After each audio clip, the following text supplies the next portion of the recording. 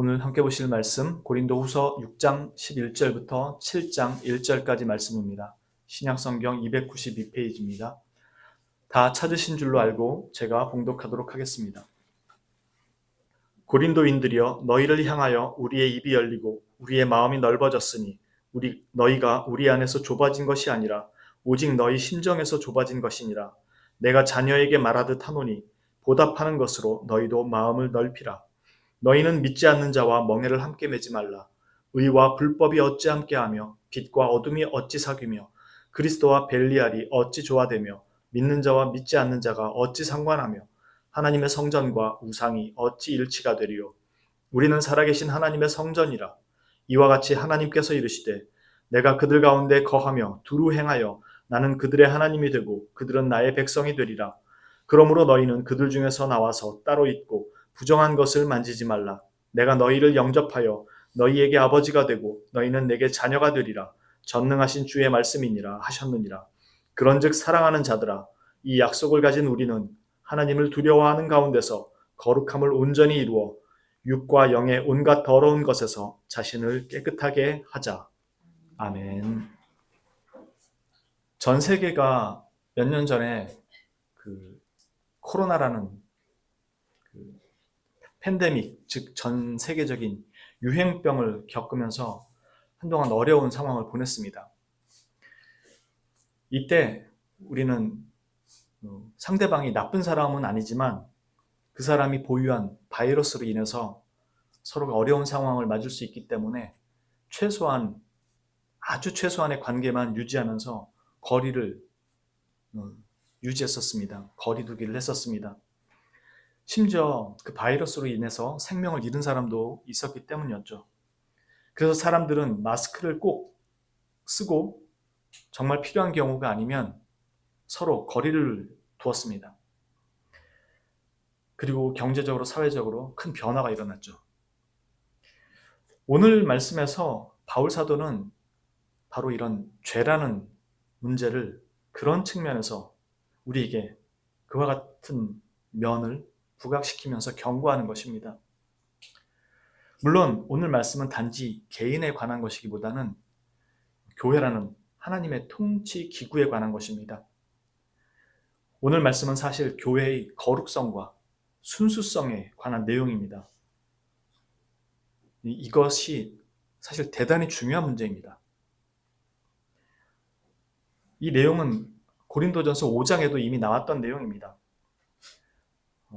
고린도전서 5장의 말씀을 오늘도 참고하겠지만 사실 고린도전서 5장은 교회 내의 음행과 부도덕했던 그 형제들의 문제로부터 지켜져야 하는 그 교회의 거룩성을 말하고 있었다면, 고린도 후서 오늘 보는 이 6장은 교회 내부와 외부 모두 연결되는 하나의 보편교회라는 그 교회가 가져야 하는 거룩성과 교리적, 언약적 순수성에 관한 내용입니다.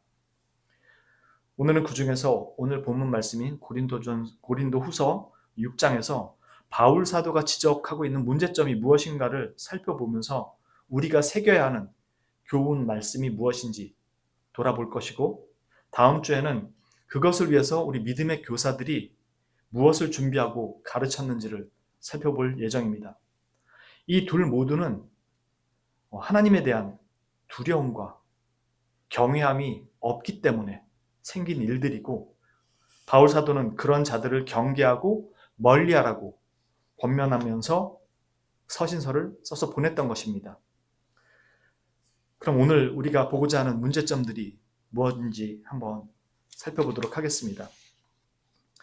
먼저 앞에 문맥인 6장 1절에서부터 10절까지의 내용을 보면 그 나와 있는 내용이 11절에 나오는 내용과 이렇게 매칭이 되지 않습니다. 갑자기 뜬금없는 내용으로 좀 넘어가는 듯한 느낌이 있어요. 왜냐하면 자신들이 복음을 전하면서 이렇게 어렵고 힘든 일을 겪었다. 그러면서 갑자기 고린도인들이여, 너희를 향하여 우리 입이 열리고 우리 마음이 넓어졌다. 그러면서 13절까지 얘기한 후 14절에 갑자기 다시 너희는 믿는 자와 믿지 않는 자가 멍에를 같이 매지 말라, 이런 내용으로 바뀝니다. 그리고 7장 2절에 가서 너희는 마음으로 우리를 영접하라. 이래서 11절에 했던 내용이 갑자기 다시 연결돼서 이어지는 것 같아서 되게 뭔가 좀 매칭이 안 되는 것처럼 보이기도 합니다. 그래서 신학자들 사이에서는 이 중간 부분이 오늘 저희가 읽은 이 말씀이 어디선가 편집되어서 중간에 끼어들어간 것인 것 같다라고 보는 사람들도 있습니다.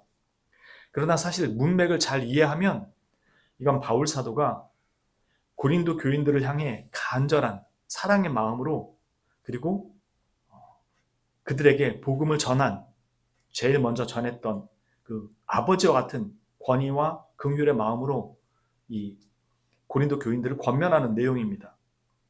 그들은 하나님을 경외하는 마음, 두려워하는 마음이 없었기 때문입니다. 그럼 오늘 말씀을 한번 살펴보도록 하죠. 그런 측면에서 11절부터 13절까지 먼저 바울 사도가 이야기를 하고 14절에 이제 이렇게 이어지는 겁니다. 너희는 믿지 않는 자와 멍에를 함께 매지 말라. 왜 그렇게 하면 안 되냐? 그 이유가 바로 뒤에 나오는 그것. 곧 의와 불법, 빛과 어둠, 그리스도와 벨리알. 여기서 벨리알은 사탄으로 대변됩니다. 믿는 자와 믿지 않는 자, 그리고 하나님의 성전과 우상과 같이 완전히 서로 두 개가 적대적이고 대립적인 존재들이 어떻게 함께 멍에를 메고 밭을 가는 것처럼 수레를 끄는 것처럼 할 수 있겠느냐 하는 것 때문입니다. 일단 여기서 믿지 않는 자와 믿는 자라는 이 대립적인 존재가 어떤 사람들을 말하는 것인지는 잠시 후에 보기로 하고 먼저 멍에를 함께 매지 말라는 의미가 어떤 건지 보도록 하겠습니다. 바울 사도가 멍에를 함께 매지 말라고 했을 때 이 단어가 함축하고 있는 의미는 마치 황소와 당나귀 같이 다른 종류의 동물들을 이렇게 놔두고 함께 거기에 멍에를 매게 하는 것을 말합니다. 이게 이미 레위기와 신명기에 있는 말씀들입니다. 레위기 19장 19절에 보면 네 가축을 다른 종류와 교미시키지 말며 네 밭에 두 종자를 섞어 뿌리지 말며 두 재료로 직조한 옷을 입지 말지며. 서로 다른 실로 옷을 만들면 옷이 정상이 될 수가 없겠죠. 신명기 22장 10절에는 이렇게 말합니다. 너는 소와 나귀를 결의하여 갈지 말며 양털과 배실을 섞어 짠 것을 입지 말지니라. 같은 말이죠.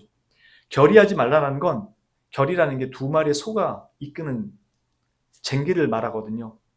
그런데 지금 소와 당나귀가 같이 끌면 전혀 다른 동물 둘이 가축이 끄는 거니까 제대로 갈 수가 없는 겁니다. 쉽게 말해서 서로 어울리지 않고 맞지 않는 다른 종류로 섞이도록 그렇게 하지 말라는 겁니다. 즉 바울 사도가 지금 서로 두 대립적인 존재가 멍에를 매지 말라고 하는 것은 그 둘이 매려는 멍에가 문제가 있는 것이 아니라 그 멍에를 같이 매는 대상에 문제가 있다는 겁니다. 멍에는 소나 나귀 같은 가축 두 마리의 목에 아니면 어깨에 이 가로지어 매는, 그래서 거기에 줄이나 다른 막대로 엮어서 수레를 끌거나 쟁기를 끌도록 한 그 도구잖아요.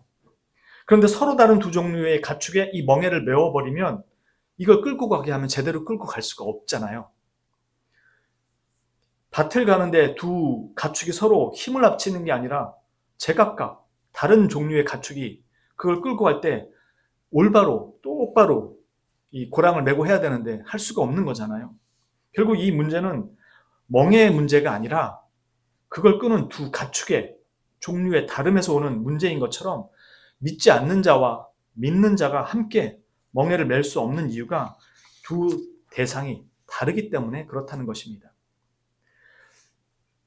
여기서 우리가 속단하지 말아야 되는 게 믿지 않는 자가 누구냐라고 했을 때 이 믿지 않는 자가 단지 교회 밖에 있는 자만을 의미하는 것이 아니라는 점입니다. 사실 이것이 더 중요한 문제입니다. 오늘 이 문맥에서 바울 사도가 계속 주장하는 것이 뭐라고 했나요? 고린도전서 5장에서는 음행하는 자들, 그들과 사귀지 말고 그들을 내치라 라고 했을 때 그들은 교회 밖에 있는 사람들이 아니었습니다. 바울 사도가 지금 계속 4장부터 계속해서 주장하는 내용이 뭐였냐면 바울 사도의 참 사도직에 대한 변론이었죠. 즉 거짓 교사들의 모함에 대한 바울 사도의 변호였습니다. 그러니까 여기에서 믿지 않는 자들 속에는 교회에 들어와 있으나 참된 신앙을 가지지 않고 앉아 있는 자들을 포함하고 있다는 말입니다. 즉 여기서 멍에를 함께 매지 말라는 말은 단순히 교회 밖에 비신자와 신자의 문제만을 말함이 아닙니다. 이는 1차적으로 교회 안에 들어와 있으나 실상은 믿음은 없는 거짓 교사들이나 그들에게 미혹된 자들의 문제를 말하는 것입니다. 지금 4장부터 계속 말하는 바울 사도의 내용이 그거였잖아요. 거짓 교사들을 조심하라. 미혹되지 말라. 그러면서 지금 나온 내용이 믿지 않는 자와 믿는 자가 함께 멍에를 매지 말라는 소리였습니다. 그러니까 교회 밖에 있는 사람에 대한 문제만이 아니라 교회 안에 있는 사람의 문제도 포함되어 있다는 겁니다.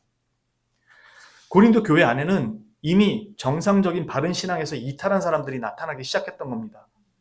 거짓 교사들이 미혹에 의해서 복음의 본질에서 떠나 희석된 복음이나 타협된 복음 혹은 왜곡된 혹은 변질된 복음에 익숙해져가는 사람들이 나타나기 시작한 겁니다. 한마디로 바울 사도는 오히려 교회 안에 있으나 진정한 믿음의 신자들이 아니라 왜곡된 신앙을 가지는 그런 사람들에 대한 경고와 함께 그들을 조심하라고 권면하는 겁니다. 바울 사도는 고린도 5장에서 고린도 교회의 음행과 여러 가지로 문제를 시끄럽게 만들었던 사람들이 있었다는 그것과 그때 바울 사도가 그들을 교회에서 어떻게 처리해야 할지를 서신을 써서 보냈던 것을 기억할 겁니다. 그 대답은 교회로부터 그들을 분리할 것을 명령한 것이었습니다. 만일 이것이 단지 불신자들, 안 믿는 사람들, 교회 밖의 사람들과의 단절이었다면 바울 사도는 고린도전서 5장 9절 이하에서 그렇게 말하지 않았을 겁니다. 바울은 말하기를 내가 너희에게 쓴 편지에 음행하는 자들을 사귀지 말라 하였거니와 이 말은 이 세상에 음행하는 자들이나 탐하는 자들이나 속여 빼앗는 자들이나 우상 숭배하는 자들을 도무지 사귀지 말라 하는 것이 아니니 만일 그리하면 너희가 세상 밖으로 나가야 할 것이니라. 10절에 내가 하는 말은 이 세상에 음행하는 자들이나 이렇게 하고 쭉 얘기를 했던 겁니다. 지금 바울 사도가 말하는 것은 교회 밖에 믿지 않는 자와 아예 휴대폰에서부터 연락처 다 지우고 다 차단시키고 완전히 담쌓고 지내면서 상종도 하지 말라는 그런 얘기가 아닙니다.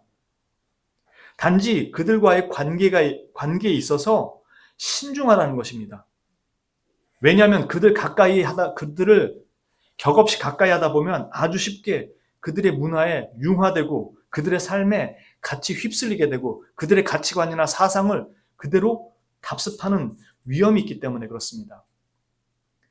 그러나 바울 사도는 그들과의 완전한 단절을 의미한 게 아니었습니다. 그러면 세상 밖으로 나가야죠, 정말로. 그래서 이어지는 문장을 더 주의해서 보아야 합니다. 이제 내가 11절 이하의 말씀입니다. 고린도 전서 5장 11절 이하의 말씀입니다. 이제 내가 너희에게 쓴 것은 만일 어떤 형제라 일컫는 자가 아까 전에 이 세상에 어떤 음행을 행하는 사람이었는데 11절부터는 이제 내가 너희에게 쓴 것은 만일 어떤 형제라 일컫는 자가 음행하거나 탐욕을 부리거나 우상숭배를 하거나 모욕하거나 술 취하거나 속여 빼앗거든 사귀지도 말고 그런 자와는 함께 먹지도 말라 함이라. 밖에 있는 사람들을 판단하는 것이야 내게 무슨 상관이 있으리요마는 교회 안에 있는 사람들이야 너희가 판단하지 아니하랴? 밖에 있는 사람들은 하나님이 심판하시려니와 이 악한 사람들은 너희 중에서 내쫓으라. 지금 내쫓으라는 말은 어디서 내쫓으라는 말입니까? 교회에서 내보내라는 말입니다. 즉 어떤 형제들이란 그들이 교회 안에 들어와 있는 사람들이란 뜻입니다. 우리가 고린도전서를 이미 살펴봐서 어렴풋하게나마 기억하실 거라 생각됩니다. 바울 사도가 복음을 전한 후에 그들 가운데 나름의 복음의 지식을 가졌다고 하는 사람들의 교만함이 나타나기 시작했습니다. 그리고 나중에는 그 중에는 헬라 철학의 영향을 받아 자신들이 복음을 아는 지식으로 말미암아서 영적으로 뛰어난 사람들이고 자유해졌다고 생각하는 사람들도 나타났습니다. 그래서 그들 가운데 어떤 형제들은, 즉 교회 안에 있는 어떤 사람들은 자신들이 그리스도 안에서 영적인 사람들이 되었기 때문에 육적인 일은 전혀 문제가 되지 않는다는 위험한 사상을 가진 사람들이 생겨난 겁니다. 그리스도로 말미암은 그 자유를 잘못 이해하고, 즉 죄에서 자유했다라는 말을 잘못 이해해서 헬라 철학의 영향을 받아 왜곡된 신앙을 가진 것입니다. 죄에서 자유했으니까 이젠 자유롭다. 그래서 우상에 바쳐진 제물을 먹는 것은 아무것도 아니라는, 그건 아무것도 아니니까, 그런 지식만을 가지고 자신들의 행동에 오히려 신앙이 더 남들보다 좋다라는 그 생각으로 오히려 우월감을 느끼고 남들의 신앙보다 훨씬 더 특별한 위치에 있는 것으로 생각하고 그 일들을 아무렇지도 않게 저지른 사람이 있었던 것입니다. 그러나 그것은 그들이 행한 행동들이 이것으로 그치지 않고, 그 당시에는 그들이 그 육적인 그 우상에게 바쳐진 음식을 먹는 게 아무것도 아니라는 것을 안 그 지식 때문에 그 우상 앞에 가서 제사하고 행하는 모든 것들에 자유롭게 참여를 했던 것입니다. 그래서 그것을 아무렇지도 않게 그 자리에서 참여한다 하고 그것을 아무렇지도 않게 먹은 것입니다. 자신들은 복음에 대한 지식을 가지고 있으니까 그건 아무것도 아니라는 걸 알고 있다. 우린 믿음으로 하나님을 섬기는 사람들이다 라고 함으로 육체로는 너무나도 쉽게 그 죄를 범했던 것입니다. 한마디로 그리스도의 신앙과 당시의 헬라 철학과의 잘못된 그 만남이었던 것입니다. 오늘날에도 이런 류의 사람들이 종종 있습니다. 마치 자신은 복음을 제대로 알고 있기 때문에 이런 일을 못하는 사람은 마치 종교인에 머물러 있고 미숙한 신앙을 가진 사람이고 연약한 신앙을 가진 사람으로, 그래서 믿음의 본질을 아직 모른다 라고 하면서 자신은 그런 일을 너무 쉽게 별로 대수롭지 않게 여기고 행하는 분들도 많이 있습니다. 그들의 사고방식은 사실 일면에는 세속적인 그 소양들, 가치들, 사상들이 접목되어 있는 경우가 많습니다. 그래서 그게 오히려 자신의 신앙이 더 깊고 더 남들보다 나은 것이라고 생각해서 이런 일들을 쉽게 범합니다. 그건 믿음의 본질이 아니야. 괜찮아. 여러분, 밥 먹을 때 기도 한 번 안 한다고 무슨 일 생기는 거 아닙니다. 그러나 기도 한 번 안 하는 것과 매 끼니마다 그것이 어떤 음식이든 감사함으로 기도하는 사람의 신앙 자세는 완전히 다른 것입니다. 이렇듯 자신은 그들보다 믿음이 더 좋은 사람이기에 이런 종류의 일들은 믿음의 본질에 관한 것이 아니라고 가볍게 여기고 함부로 행동했던 사람들이 있었고 오늘날에도 있습니다. 그러나 바울 사도는 분명하게 경고합니다. 이것은 범죄고 교회에서 그들을 치리해야 하는 것이라고 말이죠. 교회 밖에 있는 사람들은 판단과 치리의 대상이 아닙니다. 교회 안에 있는 사람들이 문제라는 거죠. 어떤 사람요? 전혀 믿음이 없는 사람이 믿음을 가진 척하고 교회 안에서 세속의 생활을 그대로 들여와서 지내고 있는 것을 말합니다. 그것을 너희가 판단해야 되지 않느냐는 것입니다. 사실 이건 대단히 중요한 문제입니다. 우리는 사랑과 덕, 이해, 수용 등등의 명분으로 교회 안에서 이러한 세속적인 문제들을 참고 덮어주고 기다려주고 이해해준다고 말하지만 이건 그래야 하는 문제가 아니라고 바울 사도가 지적하는 것입니다. 우리가 사랑으로 덮어주고 용서해주고 이해해준다는 것이 아무 개념 없이 마구잡이로 다 덮어주고 용서해주고를 의미하는 것이 아닙니다. 그들이 진정 그리스도 안에 있는지 우리 스스로가 분별할 수 없으면 우리는 그 분별력이 없음으로 말미암아 적당한 선에서 대충 처리하고 넘어가는 일이 매우 쉬워지고 다반사가 되게 됩니다. 그건 덕스러운 것이 아니라 무분별한 것입니다. 용서가 될 수 있는 것이 있고 책망과 교훈으로 바로 잡아줘야 되는 것이 있고 출교시켜야 되는 것이 있습니다. 믿음이 있지만 잘 몰라서 아니면 잘못된 신앙으로 왜곡된 부분이 있어서 이러는 것들은 책망하고 교훈으로 바로 줘야 되는 것이고, 때로는 용서하며 그가 바로 알도록 기다려주는 것도 필요할 때가 있습니다. 그러나 어떤 것들은 그냥 덮어주고 기다려주고의 문제가 아니라 반드시 바로 잡아야 되고, 그렇지 않으면 출교까지도 감행해야 되는 문제들이 있다는 것입니다. 그들이 교회를 떠나거나 상처를 입을까봐 라는 것은 바꿔 말하면 그들을 위해서 주님을 욕되게 해도 된다는 말과 같습니다. 우리는 절대 그런 의도는 없다고, 그러려고 그런 건 아니야 라고 말하겠지만, 우리가 그렇게 하는 것은 결론적으로 주님을 그렇게 만드는 것과 똑같습니다. 그런 식으로 거룩한 교회를 더럽힐 수는 없습니다. 회개하려 하지 않는 사람을 그냥 용서해 주는 것은 없습니다. 그래서 교회는 분별력을 필요로 합니다. 그래서 아더핑크 목사는 성도를 위해서 교회에서 성령을 내쫓느니 나는 차라리 성령을 위해서 성도를 교회에서 내쫓겠다고 말합니다. 이게 너무나 맞는 말인데, 오늘날에는 그냥 좋은 게 좋은 거라는 식으로, 그 사람 상처받으면 어떻게 하냐는 식으로 대충 덮어놓고 넘어가려고 합니다. 바울은 지금 세상과의 단절을 말하는 것이 아닙니다. 세속성과의 단절을 말하는 것입니다. 음행이니 탐욕이니 우상숭배니 술취함이니 속여 빼앗는 것, 이런 것들은 주님께 속한 것이 아니기에 그것이 교회 안에 자리 잡게 못하도록 하는 것입니다. 마치 그걸 오늘을 사는 사람들의 애환인 것처럼 포장하지 말라는 것입니다. 오늘 하루가 곧해서 이 오늘 곧된 하루를 술로 흥청망청, 내가 고생한 거 술로 흥청망청, 그게 교회에서 용인될 수 있는 게 아니라는 것입니다. 성령으로 충만하라는 말씀과 반대되는 개념이 뭐였냐면 술 취하지 말라는 것이었습니다. 에베소서 5장 18절 말씀, 술 취하지 말라. 이는 방탕한 것이니 오직 성령으로 충만함을 받으라. 성령으로 충만한 것과 반대는 자신이 어떤 자리에 서 있는지도 자각하지 못하는 그것, 말씀을 따르지도 않고 적당히 타협하고 살아가는 삶, 세속의 가치관을 그대로 가지고 살아가는 삶, 바로 그것이 사탄에게 잡혀있다는 증거이기 때문입니다. 바울 사도는 지금 믿음이 약한 자를 내쫓으라는 말이 아닙니다. 그리고 믿음이 없다고 무조건 내쫓으라는 말도 아닙니다. 완악한 자에 대한 얘기입니다.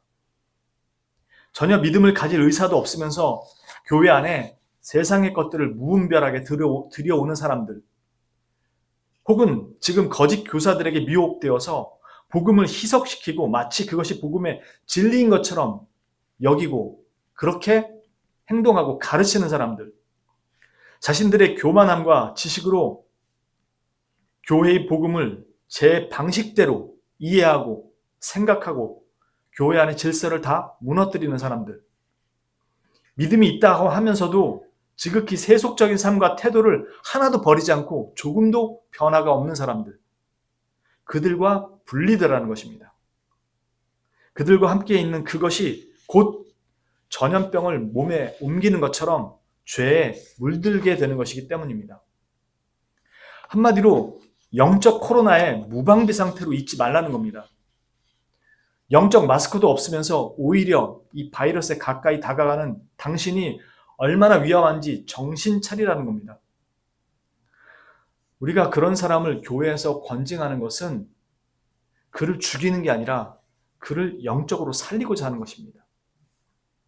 우리는 교회의 거룩성과 순수성을 지키고자 이 문제를 중요하고 심각하게 생각하는 것입니다. 그리고 이런 사람들이 교회에서 활동하는 것을 금지하는 것이고 그것을 철저히 배격하는 것입니다. 이것은 결코 교회 안에서 함께 멍에를 메고 같은 방향으로 나아갈 수 있는 것이 아니기 때문에 그렇습니다. 교회에 사람을 채우는 것이 중요한 것이 아니기 때문입니다. 교회의 각성과 성장은 그런 식으로 이루어지는 것이 아니기 때문입니다. 한 영혼이 생명을 가지는 것은 우리의 선행도 아니고 사랑도 아니고 진심도 아니고 열정도 아니고 열심도 아닙니다. 한 영혼이 생명을 가지는 것은 오직 그리스도의 은혜입니다. 우리는 단지 그리스도의 은혜를 여러 가지 모양으로 증거하는 자들입니다. 그런데 우리가 증거하는 그 모든 것들에는 반드시 하나님의 영광이 드러나는 것과 관련되어야만 합니다. 그렇지 않으면 착한 것, 진심, 열심, 노력 이런 것들로 복음을 대체하려고 하는 일들이 생겨나게 됩니다. 누군가 교회 문을 열고 들어와 예배에 참여했을 때 그들이 봐야 하는 우리의 모습은 오직 그리스도를 향한 참된 예배자의 모습이지 이것저것 잘 챙겨주는 모습이 아닙니다. 그런 것이 필요 없다는 말이 아니라 그것으로 우리가 그리스도인임을 증명하는 것은 아니라는 겁니다. 당연히 우리는 친절과 사랑으로 이 교회에 들어오는 그 사람을 그가 누구이든지 친절과 사랑으로 그를 맞이해야 되지만 그게 전부이거나 그게 복음의 핵심이 되어서는 안 되는 겁니다. 우리의 예배의 모습에서 그들이 하나님을 발견할 수 없고 하나님을 예배하고 있다고 생각하지 않는 순간 그는 더 이상 이 교회에 와야 될 이유가 없어지는 겁니다. 그가 정말로 간절한 마음으로 어떤 사정이 있어서 신을 만나려고 여기에 가면 하나님이라는 신이 있다는데 그 신을 만나려고 여기에 왔다면 그런 마음으로 왔다면 우리가 자칫하면 우리가 잘못 보여주는 그 예배의 모습은 하나님이 안 계시다라는 것을 증명하는 꼴이 됩니다. 여러분이 입장을 바꿔놓고 정말 그 신을 만나기 위해서 어떤 예배당을 찾았을 때 거기서 예배하는 예배자의 모습이 하나의 사회 커뮤니티, 공동체, 무슨 사교 모임처럼 모여서 하는 예배의 모습을 보인다면 여러분들은 그 교회에 가고 싶겠습니까? 이게 오늘날 우리가 다 잃어버린 정말로 복음의 순수성과 교회의 거룩성과 순수성을 다 잃어버린 모습입니다.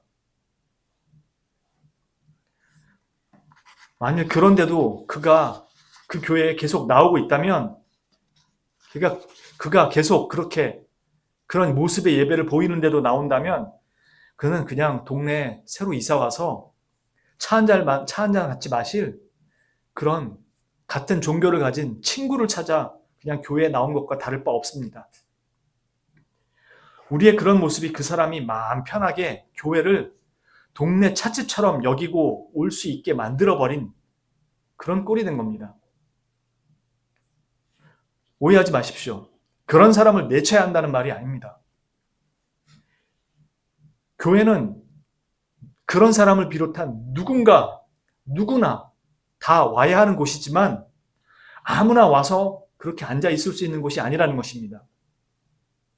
우리는 그런 사람이 교회에 와서 자신의 부끄러움을 볼 수 있게 해야 한다는 것입니다. 어떡하냐고요? 지적질과 정죄가 아니라 하나님을 진정으로 예배하는 예배자의 모습을 보여줌으로써요. 그가 돈이 없어서도 아니고 남들보다 부족해서도 아니고 그 자신이 하나님을 외면하고 멸시하며 경외하지도 않고 살아온 그리고 그런 모습으로 교회를 다녔던 모습을 돌아볼 수 있게 해야 한다는 것입니다. 그것이 가장 확실한 전도입니다. 그것이 가장 하나님을 영광스럽게 드러내는 길입니다. 누구도 정죄하지 않으면서 우리도 동시에 하나님의 거룩한 백성이 되었음을 증거하는 것이고 교회를 찾은 그가 하나님의 거룩한 백성이 될 수 있음을 보이는 가장 확실하고 명백한 복음 전도의 길입니다. 이것만큼 가장 정확한 복음 전도의 길이 어디 있겠습니까? 가장 하나님을 영화롭게 하는 길이 어디 있고 가장 하나님을 올바로 우리가 세상 가운데 드러내는 그 길이 아니고 무엇이겠습니까? 로마서 1장 20절부터 23절에 이렇게 말씀합니다. 창세로부터 그의 보이지 아니하는 것들 곧 그의 영원하신 능력과 신성이 그가 만드신 만물에 분명히 보여 알려졌나니 그러므로 그들이 핑계하지 못할지니라. 하나님을 알되 하나님을 영화롭게도 아니하며 감사하지도 아니하고 오히려 그 생각이 허망하여지며 미련한 마음이 어두워졌나니 스스로 지혜 있다 하나 어리석게 되어 썩어지지 아니하는 하나님의 영광을 썩어질 사람과 새와 짐승과 기어다니는 동물 모양의 우상으로 바꾸었느니라. 교회에 와도 온전한 믿음이 없어서 이렇게 신앙생활을 하는 그걸 깨닫게 해야죠. 정죄하라는 말이 아니지 않습니까? 누군가 교회 문을 열고 들어왔을 때 우리가 그 하나님을 어떻게 경배하고 어떻게 높이며 그분 앞에 어떻게 겸허히 서서 예배하는지 그 모습을 보고 자신도 이 온 우주 만물을 통치하시는 통치자, 온 만물의 창조주 앞에 자신을 세우면서 자기 마음속으로 이미 알고 있었음에도 그걸 애써 감추고 눌렀던 그 완악한 모습을 스스로 돌아보면서 하나님을 향한 경외감, 두려움을 회복하고 느낄 수 있도록 해야 한다는 것입니다. 타협되고 왜곡된 복음, 사람들의 입맛과 수준에 맞춰 적절한 타협이 이루어진 그런 예배의 자리, 그런 복음의 내용을 전하려는 이 거짓 사도들과 거기에 미혹된 사람들, 그리고 세상의 가치관에 익숙해진 사람들, 여전히 그걸 버리지 않고 믿는다고 하면서 교회에 와서 세상의 가치대로, 세상의 방법대로, 세상이 가는 길로 살아가는 사람들, 그들과 분리되라는 것입니다. 교회란 모름지기 온전한 이 복음을 눈으로 보이게 하고 나타내야 하는 곳인데 너무나도 오늘날의 교회 모습이 여기서 멀어져 있지 않냐는 것입니다. 그래서 너희는 이런 것들이 당연한 것처럼 여겨지는 오늘의 이 세태에서 떠나고 교회에도 이것을 드리지 말고 교회를 세속화시키지도 말라는 것입니다. 그런데 사람들은 이렇게 하면 교회가 너무 재미없다고, 목사님 그러면 누가 교회에 옵니까? 교회가 너무 재미없지 않겠습니까? 너무 딱딱하지 않습니까? 라고 같이 타락합시다. 목사님 하고 얘기하는 것과 뭐가 다르냐는 겁니다. 제 말은. 우리가 얼마나 세속화된 생각으로 교회를 이해하고 신앙생활을 해왔는지 무뎌져서 모르고 있다는 겁니다. 이렇게 말하고 이렇게 가르치는 성경대로 갑시다라고 하는 이 개혁된 신앙대로 갑시다라고 하는 이것을 너무나도 고리타분하고 답답하고 참 경직된 신앙인 것으로 생각하는 경우가 많다는 것입니다. 여러분들이 생각하기에도 그래 보이십니까?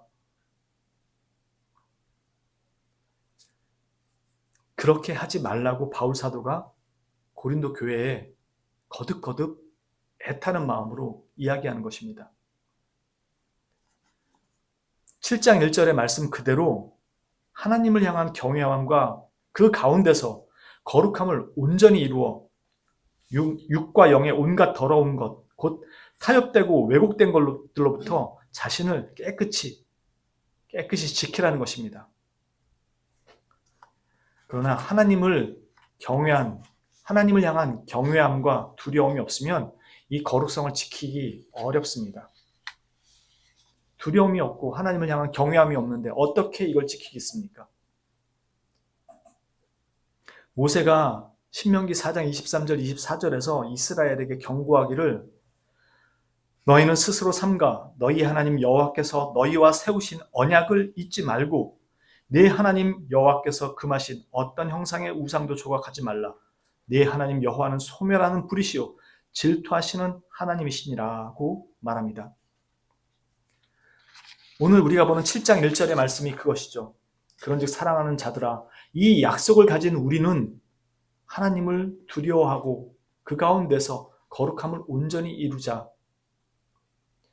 이 언약을 가진 너희는 잊지 말라는 겁니다. 그걸 잊는 순간 하나님에 대한 경외함과 두려움을 망각한다는 것입니다.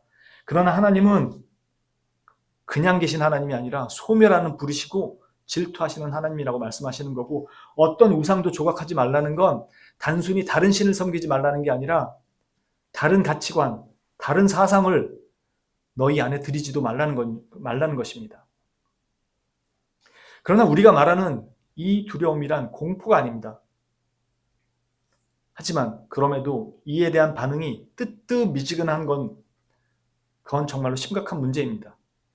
차라리 공포심을 가지면 두려움이 있기 때문에 어쩌면 그게 더 나을지도 모르겠습니다. 우리는 그 소멸의 불 속에서 살아나 하나님의 백성이 된 자들이기에 하나님의 은혜에 대해 감사와 경외함이 있어야만 합니다.